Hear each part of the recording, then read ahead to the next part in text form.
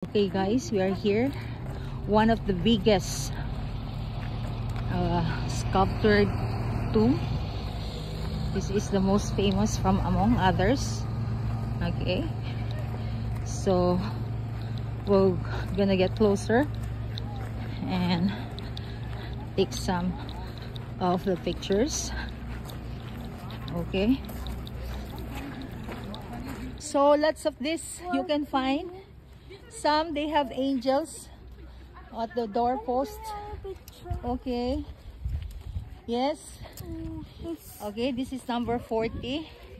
They said we are allowed to get inside in number 26, where we will really appreciate up close what is inside those doors, carved like a cave in each side, or in the side of this very big boulder of rocks.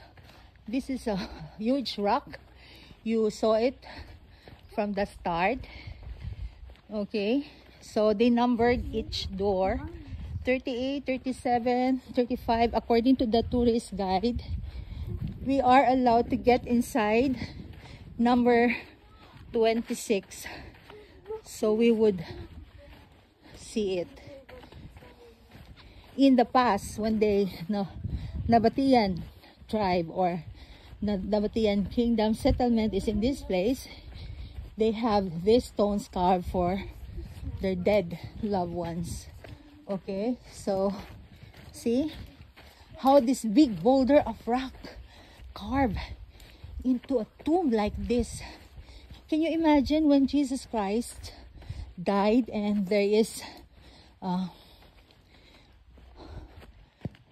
who is the man, a rich merchant named Joseph?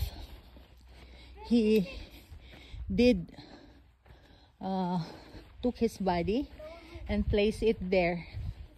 Okay, so we are getting near to our allowed number 26. Okay, so here, go inside and I'll come after you. So you'll go.